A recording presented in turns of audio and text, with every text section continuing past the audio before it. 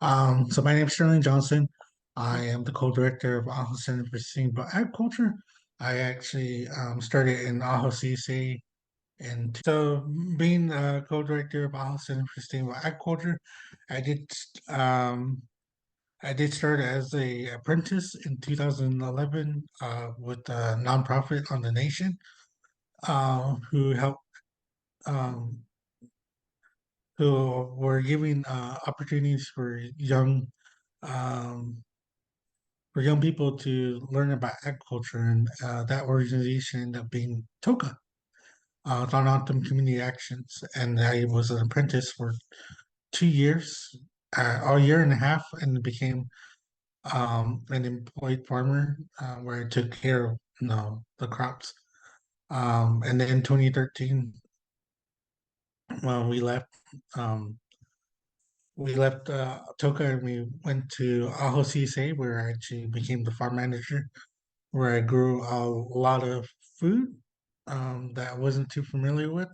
Things like broccoli, kale, radishes, things that most people are no, used to, but I wasn't. I learned how to grow those things out, but I also brought traditional seeds that I grew from the farm and from my home to Ajo. So with that, we started growing traditional food. So Ajo Center for Sustainable Agriculture over the years has developed into a um, native government nonprofit, which our board members are majority of them are native, and our mission has always been to develop a sustainable and just food system uh, in Ajo and in the Tohono Nation through revitalizing traditional Tohono crops and agriculture, removing barriers to access to healthy and cultural appropriated food, and fostering economic development, which is one of the things that we're very proud of. And um, it took um, a lot of work on my part, that we actually have uh, the autumn have an actually a farmers market now, which is called the Autumn Farmers Market, which you can find on social media on Facebook and Instagram, where um, I was able to talk to our tribal leaders and actually can help us bring a farmers market to life.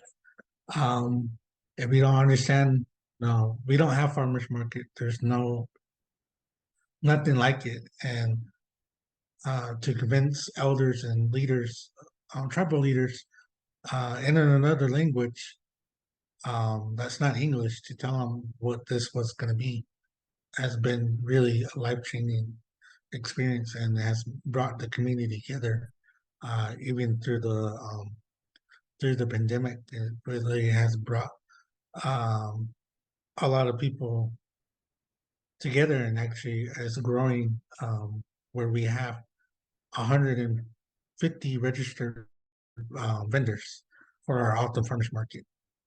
So we are very grateful for that, and it's created an economic opportunity for all involved. Um, so on the topic we wanted to talk about, was really to talk about dryland farming. Is it's what is being called um, climate smart agriculture. For some of you guys, for us, dryland farming is known as um, what the definition of this word means. Ak means like um, like an intention or a cut. Depends on how you use the language. It's very our our language is very descriptive, and it's very if you want to get more precise, you have to change words or use different words to get your point across to someone if you're talking to them. So and Jin just means mouth. So basically, the Akchin method is based on monsoon rain, where where the water comes out. And if you kind of have to think about it, there was no cups around. There was nothing that was that people used to describe this, and it was basically the mouth, like saliva, and then some ways that comes out. So the mouth of the wash, that's where things come out or things go in. So dryland farming um, is is growing without any assistance, no irrigation, no drip irrigation, we no no oyas or anything like that. Basically, everything is grown on just the rainwater, what Mother Nature gives you. For our people, we have been given this, this knowledge for, through practice, and actually, our land is actually set up to capture the rain, which is called good Juhi Big Masha, or big rain month. For most people, it's monsoon season that we pray. No, we have ceremonies that connect to the rains. It's something that's been practiced for thousands of years. As using growing traditional foods, growing with the monsoon rains, to the point where we have villages that are named after particular crops or particular practices um, that are still there today, and are being revitalized. For one example, Guvo'o, there's an organization out there that's wanting to revitalize their dryland farming practices, and has actually looked to us to for guidance to help them. Um, so just give you a visual of what this really looks like. This is from my mother's. So we have two homes. For some of you guys that may not understand or haven't read, Sharing the Desert. Sharing the Desert gives you an overall history of what the Alton people did as they would be in the mountains during the winter, closer to water sources, and then go into the flats where they would prepare the fields. So those were the practices that were done. So um, to actually do this, it's really been difficult because you don't know what the weather's going to do. For this year, for example, it's been really hard for some of our dryland farmers and our apprentices, because they would go out to the field and prepare it and get it ready. But because of the lack of rain, they hadn't been able to grow successfully on a larger scale. Most of this is aiming to produce thousands of pounds, um, but the lack of rain has really hurt the the production this year, because of when there's not enough rain, there's not enough food for the animals, and when you're growing food, you're pretty much the buffet for the animals. So that would became really tough.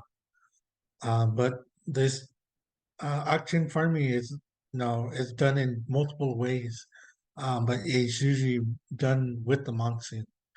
For example, this is rain from 2021, yes. And this is starting further away from my field, uh, but uh, but knowing being on the land and being home, uh, the I knew that this rain was gonna move over and actually water my field. Um, so what do? You had to really pick a place where water comes through. For the picture on your left, that's basically this is water that comes through this area um, in sheet flows. It actually For we're very lucky on the nation to have clay soil. So our clay soil, it's a blessing, but it's also it has its downsides. With our clay soils, when the water comes, it really starts. Um, it skids on top. It's almost like cement that runs through the field, and it skids on top of the soil. But what we did in preparation was build a fence, barbed wire, chicken wire in the bottom, and we um, started preparing the fields. So why I always recommend, especially in tough soils, is using broad forks. Especially in our clay soil, we really took the time to break up all the soil so that we can capture all the water that comes from the monsoon rains. Um, this is an example. This is probably less than a quarter of an acre field that it's still growing today. Traditional foods. So we break up the soil. The next thing is when I first did this, it was very hard. I could barely get anything in. But once I started breaking up the soil, it became soft you know um, after breaking it up. It would come in like big clumps of dirt, um, and I would have to break them up, and then we would smooth out the field so that water could go and distribute into the field. Because if it wasn't level, the water would shift over to one side or show favor to one side. Um, so I had done different planting techniques. I have done sunken beds, which was did really well for one particular year. The first year, actually, when we did this, I have done the sunken beds, and it actually was able to capture the very minimum water that did come through, and was able to produce my first round of seeds. Um, uh, and so the second year we tried to do this again with the same method, the sunken bed method. It didn't um, it didn't work very well. Um, it what happened was the water, kept once it would seep into the soil and it kept coming through. The water stopped seeping into the ground, and so a lot of my seeds would drown because the water wouldn't seep in. So so I wanted, and I tried the row technique. So the next two years that we've been growing here, we've been putting in rows to actually help control the water and actually divert a little bit more water into the field because um, in the end, what happens is it would just the water um, would rush to one side. So we would try to level it out with the rows and putting berms up to capture the water. Um, After that, we started planting. We started preparing the fields to plant. And there's two ways of doing this, especially planting traditional foods. We can plant it before the rains, or we can plant it after the rains. Either method it works. What you see in both sides of these pictures. Um, we did one before the rain, and we did one after the rain. Um, and usually, I prefer before the rain. My preference because it's something that it's easier to manage. Um,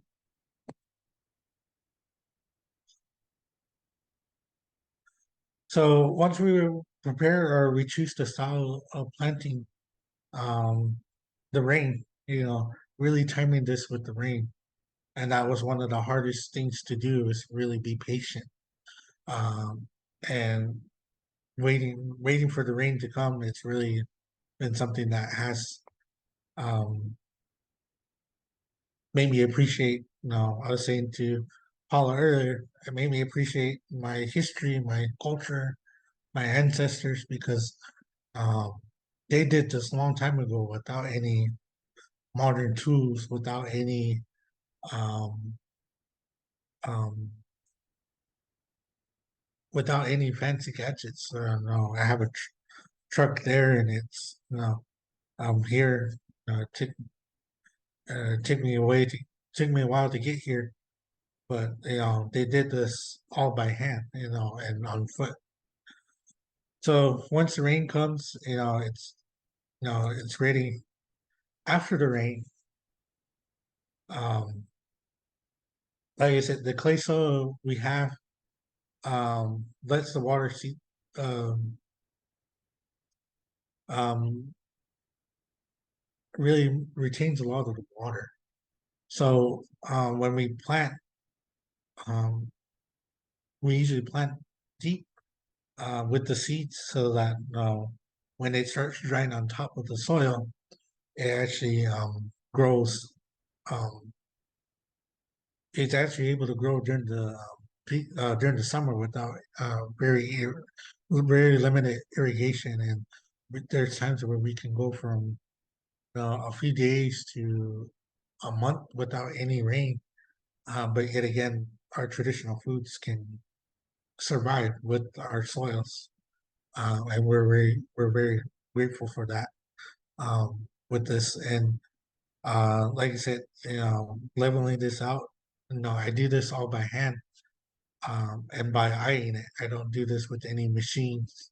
Um, at some point, I would like to get to do this with the machine, but most of the time, we're just doing this by eye and by feel. Um, what I, one of the major things that does happen is just things come up. This is 4 days after the monsoon rain in our soil, and the sprouts are coming up. Um, it's a lot of maintenance when you are doing dryland farming and doing it this way, the auction method, which is you can see in this. This rain travels from the mountains in the background, and the mountains right there are probably about anywhere from 7 to 8 miles away.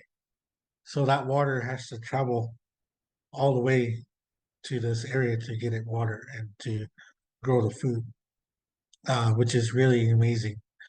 Um, so, um, but when we always pray for the rain, we always make sure that no, our fields are set up for the rain. If we need to replant, we go ahead and replant. Um, there's a lot of maintenance for some of you guys. You can see in the picture on your right. There with the dryland farming comes with weeds that you may not expect it.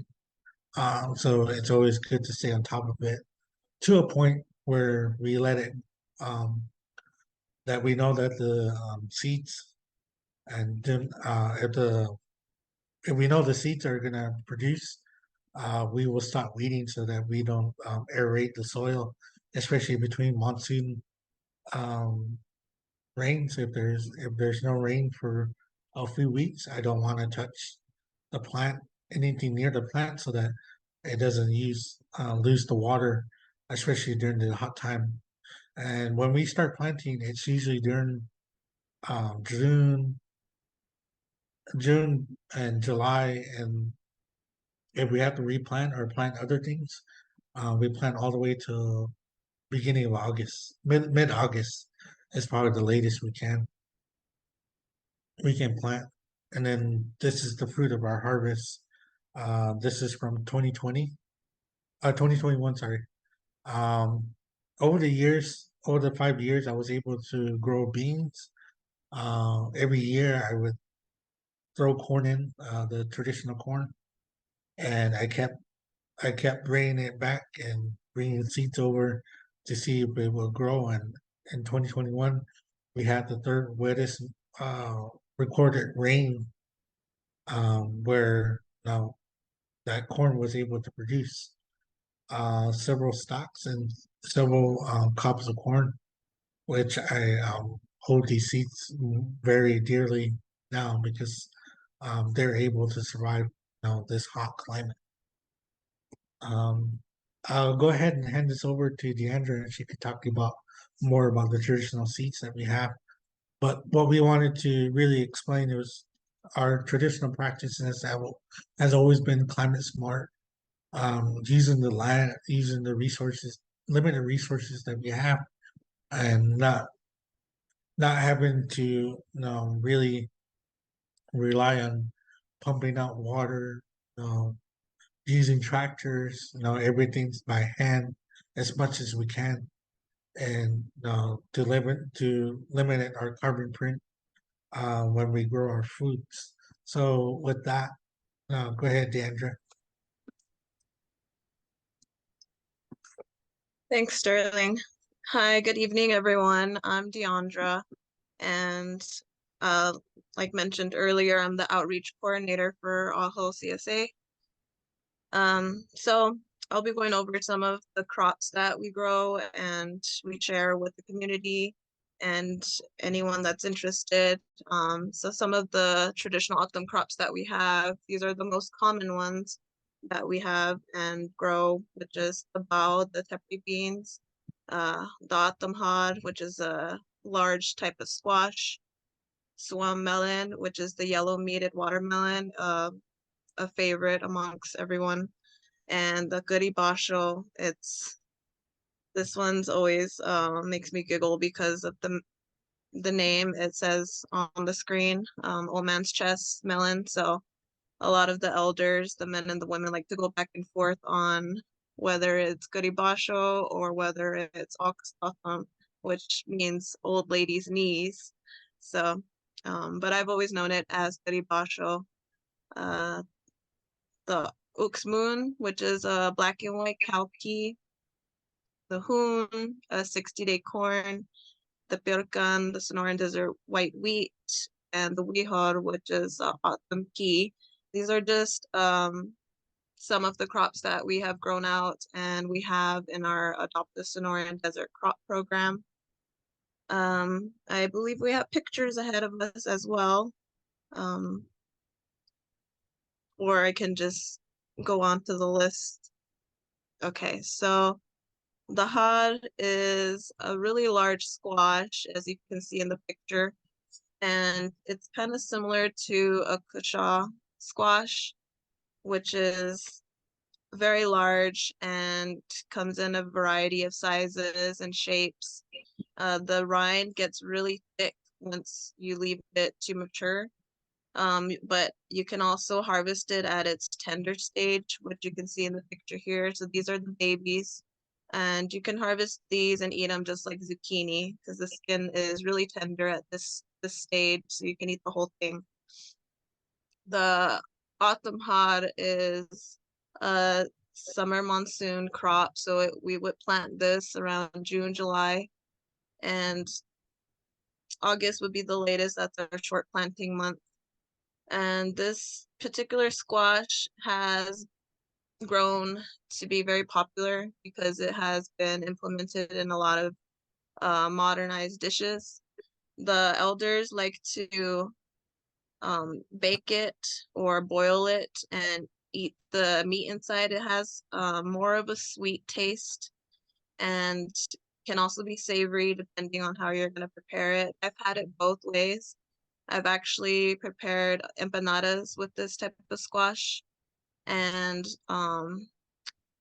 squash enchiladas, which was a favorite of mine. We had a cafe on the nation called Desert Rain Cafe, and that's where I grew to love a lot of our autumn crops because they implemented a lot of these traditional foods into a more modernized dish. So that's where I got the autumn or the hot squash recipe, which is super good. If you all are familiar with Itoy's garden, a lot of those recipes are from TOCA, the Thon Autumn Community Action, and yeah, they share a lot of the recipes that the Desert Rain has done in the past. The flowers of the squash are also edible. I just want to note that. So, typically you would want to harvest the male flowers. Once you see that you have enough male flowers and female flowers, you can go ahead and harvest a couple male flowers. I've also utilized these in a dish. I've stuffed them and breaded them and made stuffed squash blossoms. So you can stuff it with whatever you like. I used mozzarella cheese. You can do whatever. There's a lot of recipes online that you can um, utilize squash blossoms for. Most recently, we had prepared well, we didn't prepare it, but we helped share some squash blossom pudding, which is really interesting. I didn't get a chance to taste it because um, it was really popular at the time. So that's just another example. And the next crop is hoon, which is our 60-day corn. And this particular corn is also a monsoon summer crop. This corn, so it's in the name, it actually takes 60 days for it to fully grow, mature, and produce the cobs. And it gets about 5, maybe 6 feet tall, depending on how much water it's used. And this corn is not necessarily it's not like a sweet corn. There's a really short window of when you want to harvest it at its milky stage, so you kind of got to be quick. And we typically utilize this corn as a roasted dried corn and make a dish called payosa, which is roasted, dried, and shelled. And payosa is typically in a like a red stew. So I don't know if any of you all are gonna check out Tucson Meet Yourself this weekend, but Sanavir Co-op Farm will have that particular dish, and it's very delicious. That's my favorite.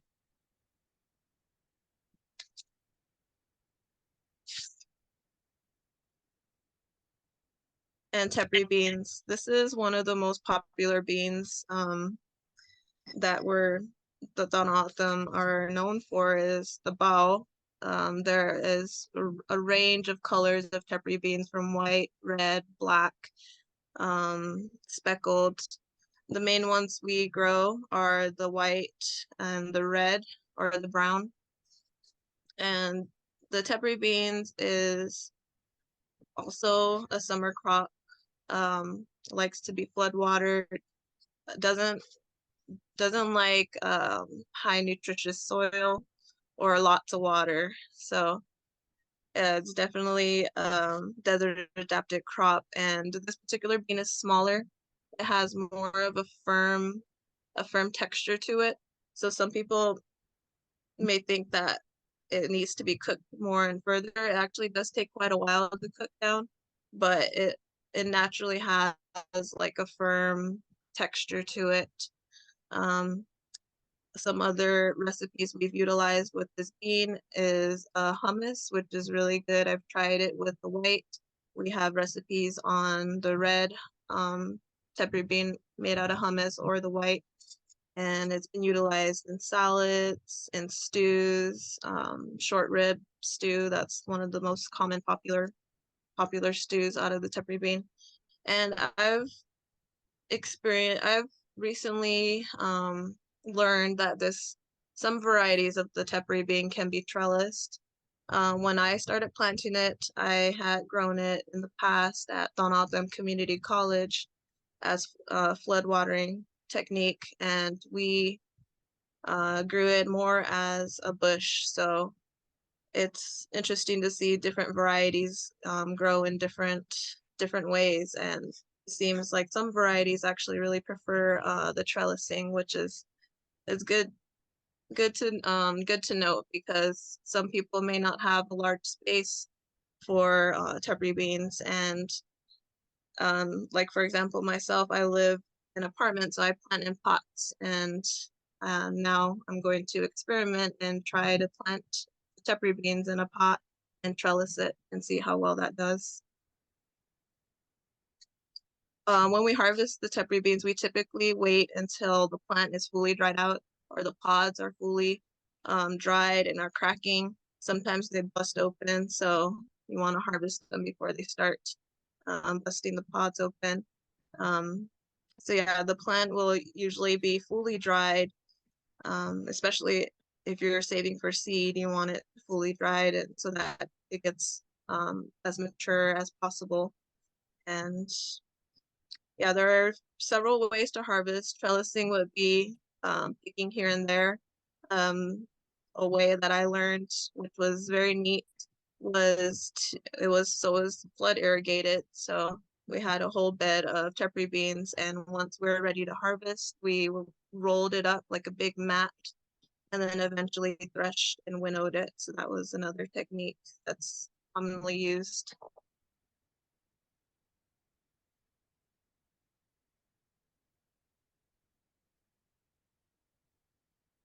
This is the Percan, also known as the Sonoran white wheat.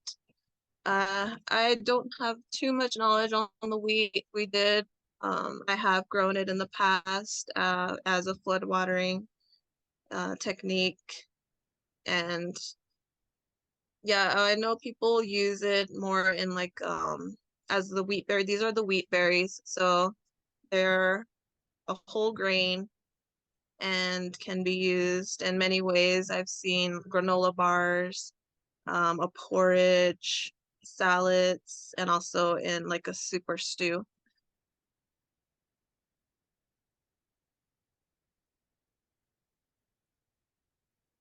And these are the autumn peas, which will be should be going into the ground now because they are a cool season crop. Um, this particular legume is also desert adapted. A lot of these crops, like Sterling mentioned, they need a lot of water, so they're used to having that monsoon water. So a lot of these crops will need a really deep, good drench of water so that their roots go further down into the soil. So that's the perks of having clay soil so that it holds that moisture more. But some of them also need a little bit of sandy soil so that it infiltrates further down. And these autumn peas are also another um, good legume to have as a cover crop or just nutrition as well. A lot of the beans have high fiber and protein, and we have quite some recipes on the autumn pea as well.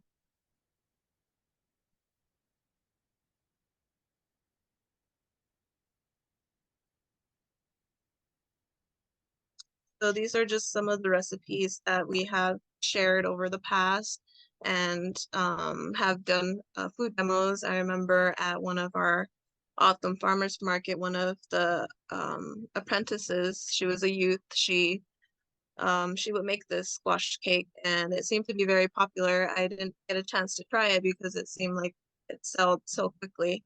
So this is just an example of what you can do with the autumn squash. And it's similar on how you would, use a pumpkin. So you would scrape out the insides and utilize that.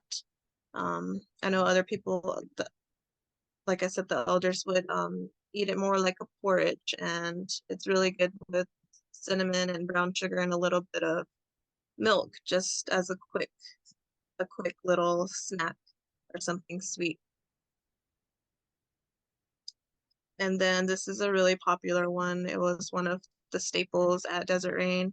And I believe most of these are from, yeah, Etoy's Garden, it says at the bottom.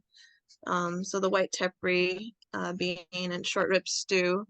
I know Centerville Co-op will have that at booth as well to Summit yourself. So if you get a chance, check out their booth because they're gonna have a lot of these dishes there, and you'll get to try the white peppery beans.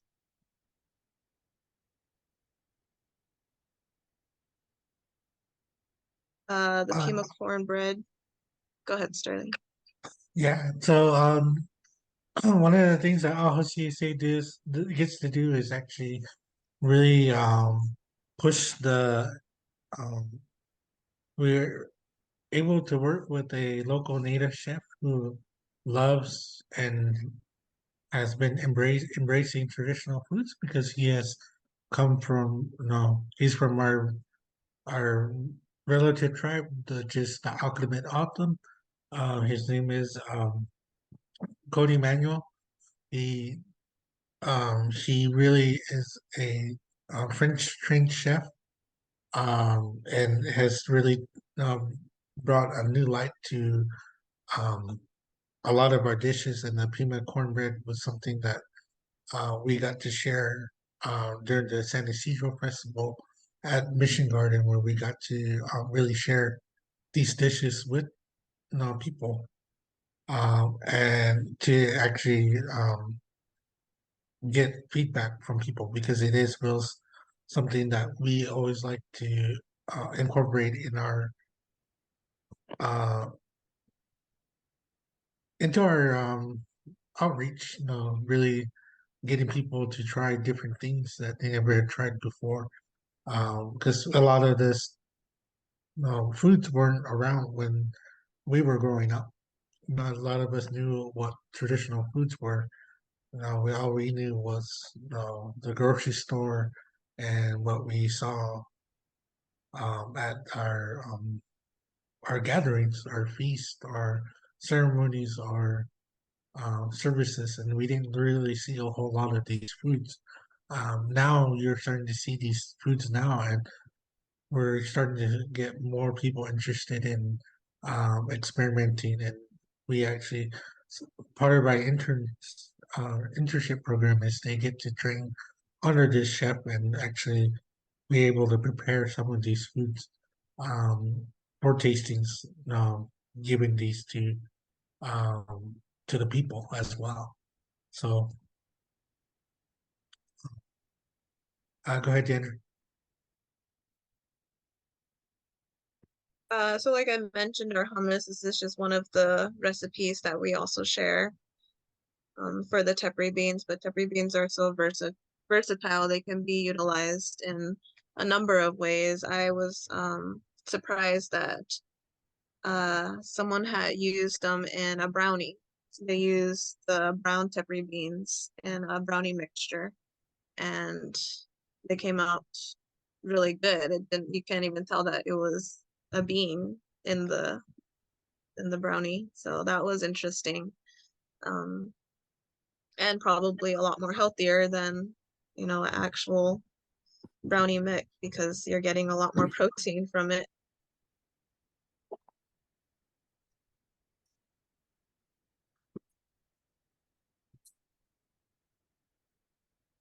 So, we have been fortunate to do various workshops and presentations throughout the summer.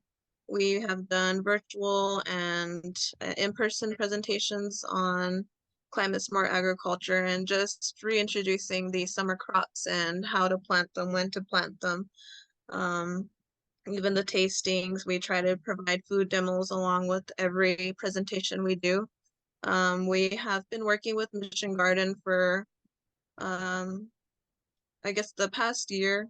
I believe we started in the spring working with them. So every third Saturday we have the autumn agriculture, and we have a specific topic that we go over in collaboration with Mission Garden.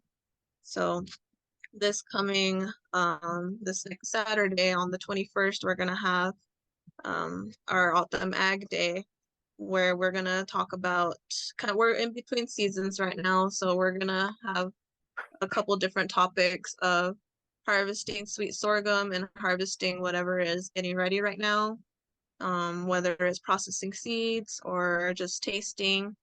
And Also getting ready to plant some cool season crops, like I mentioned, the autumn pea. We planted some itoy onions last month, so we're just gonna follow up and see how those babies are doing right now. And then also planting some of the pirkan, the wheat. So we're gonna be putting those in the ground, as well as having a brief discussion on pepper beans and a tasting of the garibacho. So if you're available, bring your family, 8 to 10, and we will continue these workshops for the next couple months. Thank you, Deandra. Um, One of the things that I didn't really get to mention, especially during the dryland farming, is really incorporating the traditional foods, which these foods have been adapting to the desert, which makes them very drought tolerant.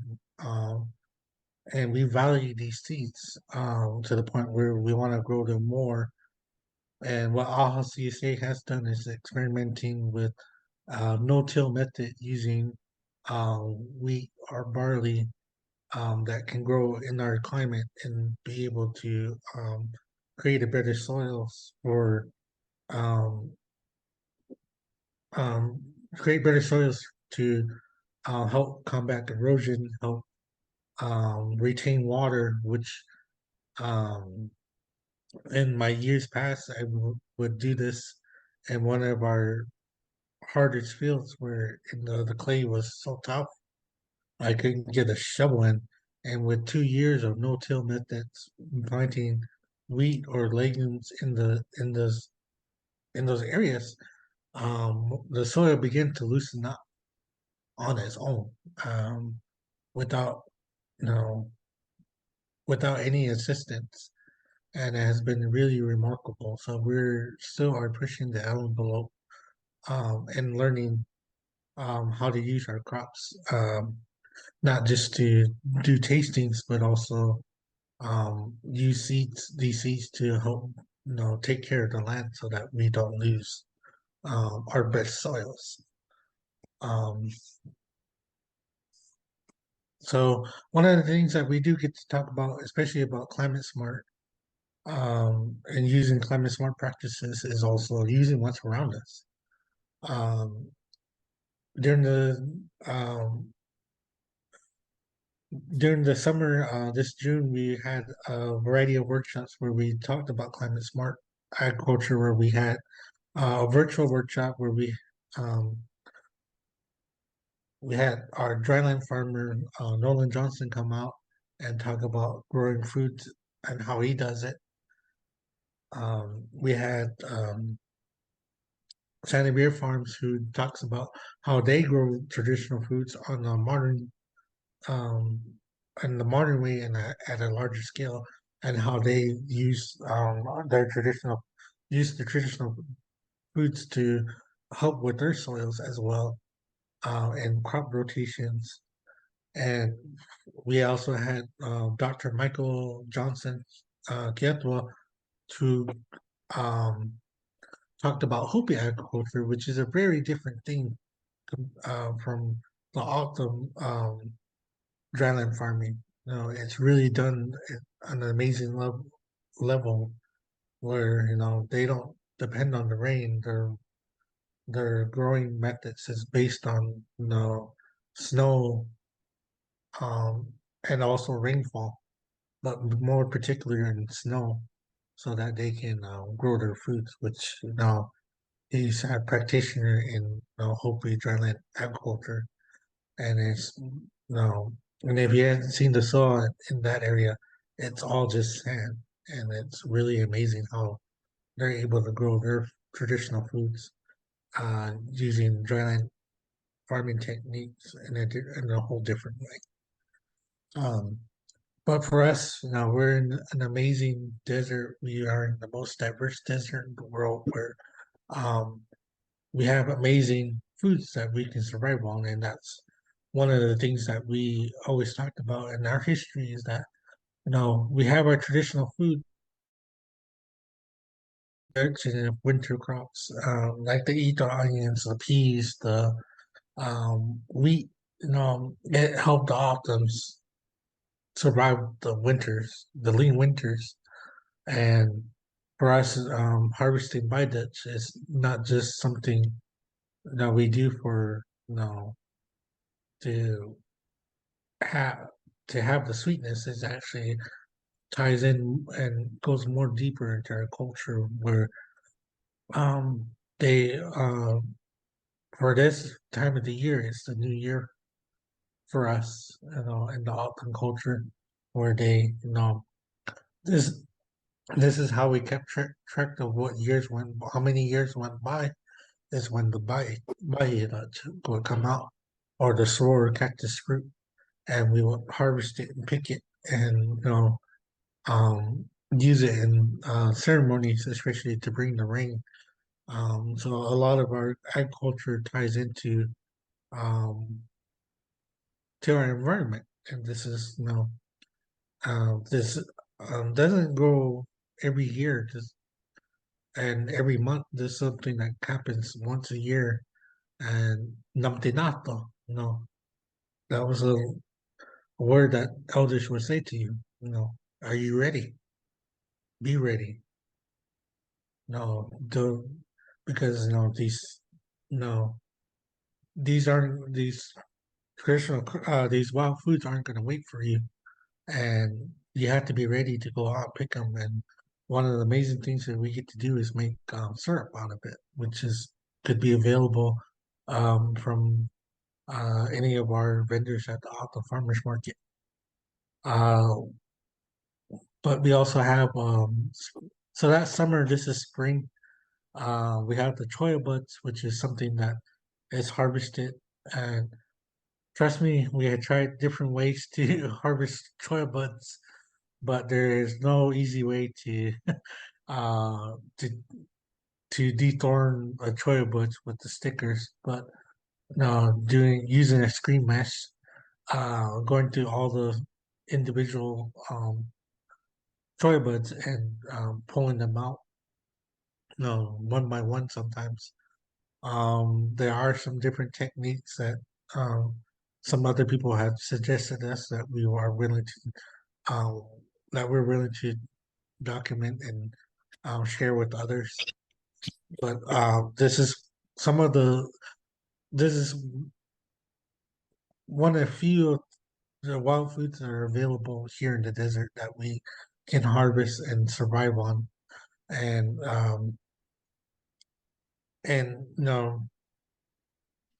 one of the saddest things that comes to my mind is that with this climate change, what if it gets too hot where it doesn't produce anymore?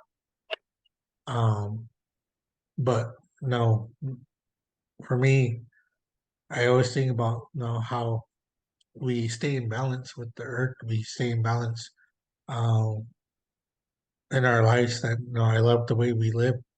We don't live in big cities. We live in small communities, and where we live off the land and we don't over pick or tear down the land. We continue to encourage the land to keep giving back to us as long as it can. So with that, that's the end of our presentation. But most of our workshops are posted through our social media, Facebook, Instagram.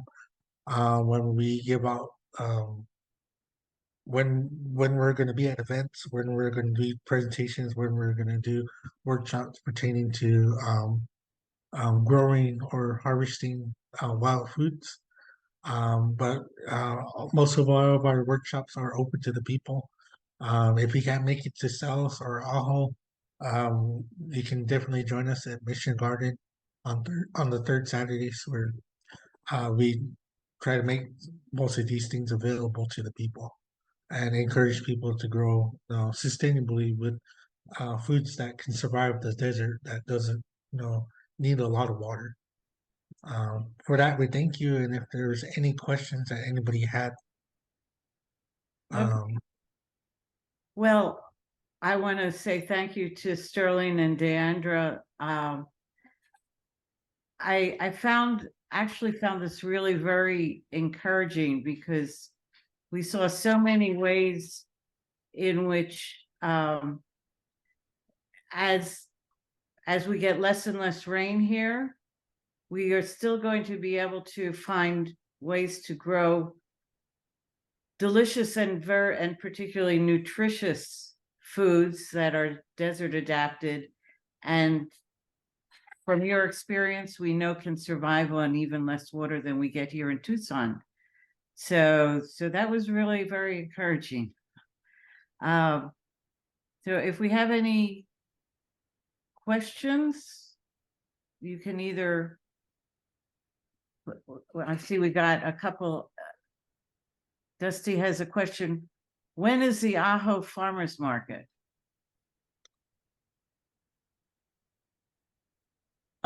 So we are so we built our farmers market up into a brick and mortar location. Where we have our cafe. Currently, we have it closed for the summer because of the summer heat. It is an old building, but we do have a brick and mortar location that we're currently, because of the pandemic, we converted into a food pantry, and um, uh, we actually for the past year made it into a solidarity restaurant, which is modeled from the French restaurant, where we would cook food and make food available to the people who were in need, especially during the COVID times. So people would get a free meal, but we would, every purchase that would come from the customers would go directly into those free meals. And we did that for a year and a half, where we did that for a very long time. I mean, for a year and a half, and as well as giving out um, dry goods or or fresh produce as much as they could to the community of Baja. So hopefully this we post everything on our socials, so Facebook and Instagram. So keep an eye out for us to when we open back up the farmers market and cafe. But the market itself, that's the market became the brick and mortar location where Okay. we feature a lot of traditional foods as well as local artists, both native and non-native, and we are wanting to improve the community. So you mentioned that you have 150 vendors for the Ajo Farmers Market. There's some Autumn farmers Autumn market. Market. Okay. And uh when does that take place? So currently, tribal politics, I'll just leave it at that, Okay. has prevented us to actually continue the autumn farmers market because of the change in the administration. Uh, Um, so um, we were waiting for everyone to get settled, and we would have to meet with the new leaders in order to do a collaboration. Because when we started the Autumn Farmers Market, we made it.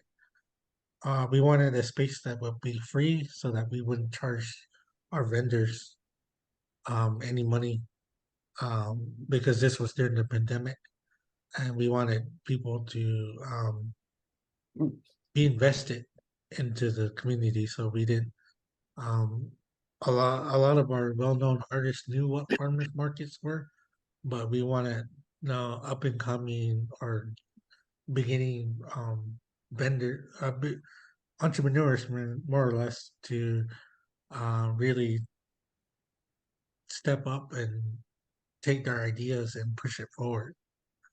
Which we had an amazing amount of people who you know who were doing this, and were choosing our markets because they were making money and they were actually able to come home um, and see family and friends. So it really became a communal event where people would come and you know eat traditional foods or have traditional tastings, um, as well as getting arts and crafts and buying. Like last year we had pumpkins from a farmer who was selling out a truckload every time he would come out, which was really amazing. So it was something that I'm very proud of, and I'm proud of the team that no at taking that off my hands, because this is something I started because um, it was something that we wanted to do, and and push it forward. So I'm really glad that we are able to continue it as soon as we get in touch with the new leaders. Okay, great. Cindy, you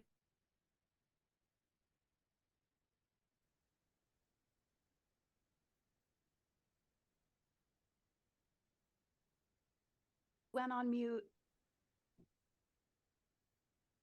I mean, I was saying, Cindy, you've got your hand up. Did you have a question? No. I wanted to make sure people knew the name of the book that Deandra was talking about that has recipes using a number of these foods.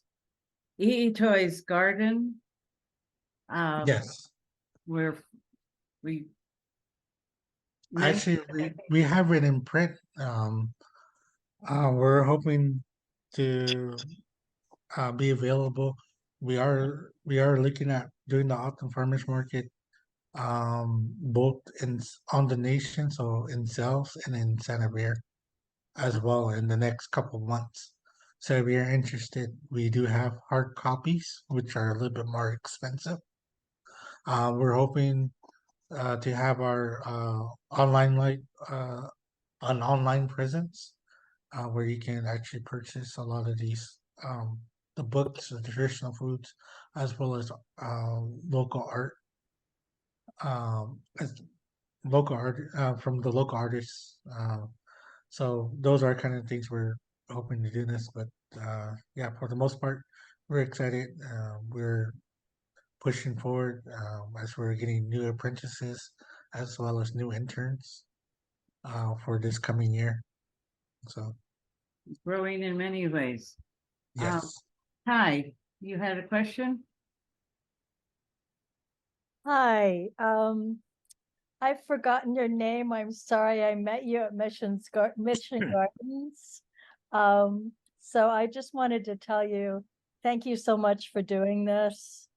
I am a longtime gardener in Tucson, and I was just growing the plants we could find that we would buy from seed catalogs, but I've been buying some local, some of your seeds that were stewarded and taken care of, and that belong to your people. Some of the Tom Tepri beans, and let's see what else. We grew some black-eyed peas this summer, the Tom black-eyed peas, and also some of the corn, the local corn. And I just am very grateful that your people have stewarded those seeds, and that you allow me to take care of them and also respect them and grow them.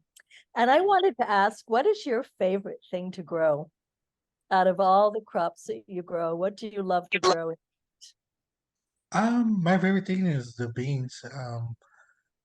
Um, Short story. My first day on the job with Toka, I was up for 2 days planting about 24 acres of beans, Wow.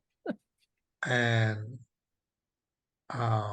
we were cleaning, planting, setting up the field, it was a really eye-opening experience to me that coming from a rodeo background, I really didn't think much of food, and especially beans, and then to actually grow them and harvest them um, and bring them back to the cafe where the cafe would use them in their dishes. So it was like really amazing, and to see all the smiling faces eating the food, it was really cool. And I always appreciate growing temporary beans. Thank you.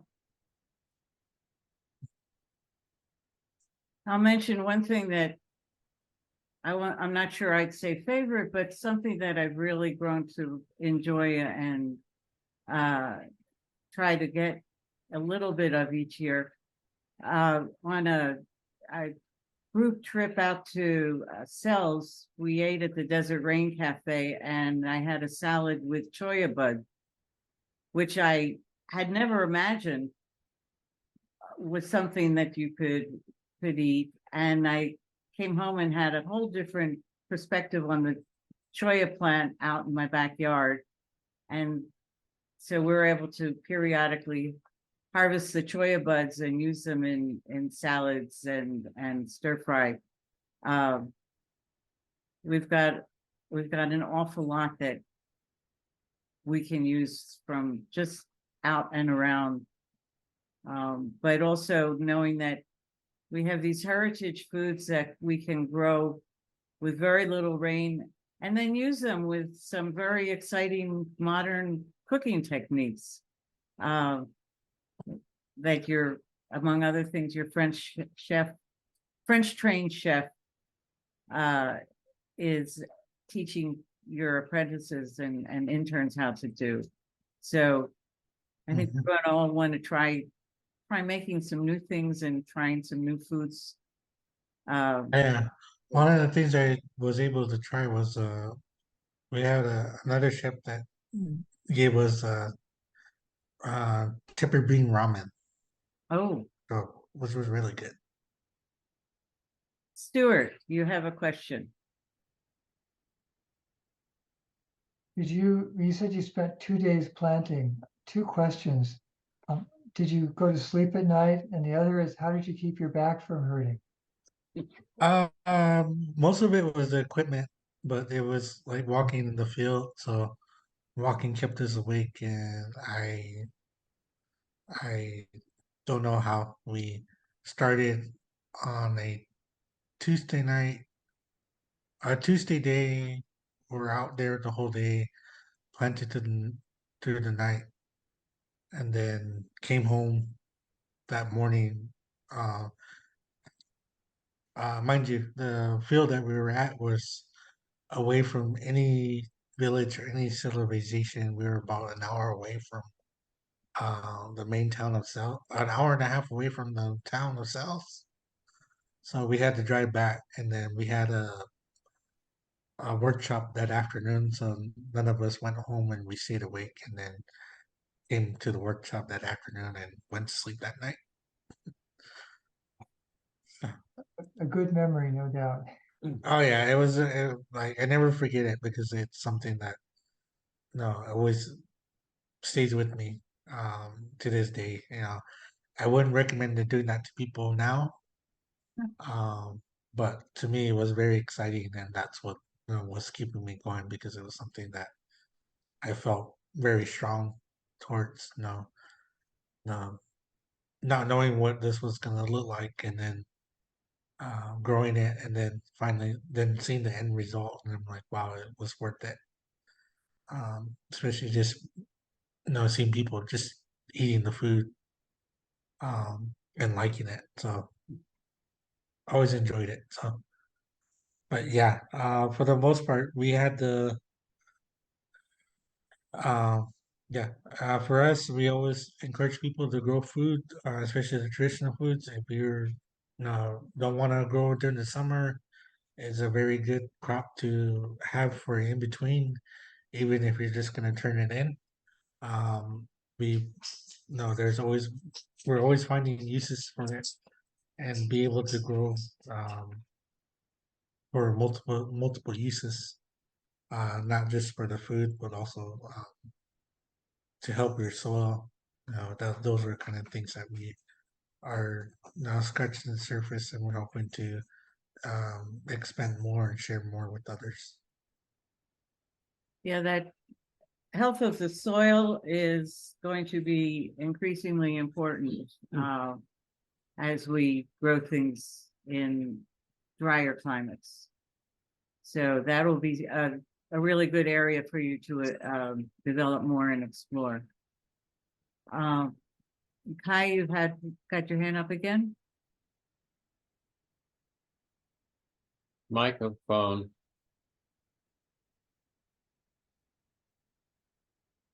I live out by the Tortolita Mountains, and we have very sandy soil, super sandy. And I wondered about growing tepary beans in soil that's pretty sandy. Do you have any advice? Compost and just the water, a little bit more. I grown tepary beans in raised beds with just sand and compost. Oh, And it worked pretty well. Um, it's it does take a lot of water. I do notice that. Actually, one of our gardens in Oahu is just sand. oh, So we have to water it, every other day just to make sure it doesn't dry out. But it does grow for us, and for to be able to do this in Tucson with Mission Garden to grow. Last year was a very kind of a one of a kind experience where we actually picked a crop. We end up doing the 60-day corn, yeah. and actually every month we would track the process of the corn all the way to the harvest, which was really amazing that we got to do that with the people who were coming out to the workshop, even though um, it was only the diehards because it was during the summer and it was hot, and but they stuck it out and they wanted to see what this was going to be like after growing it, and to be able to have the end result was really nice. And people have a better understanding of how the corn was grown, how it's processed, and why it costs the way it costs. Yeah. Because the corn is something that you don't. The corn is not a eating corn; it's a cooking corn.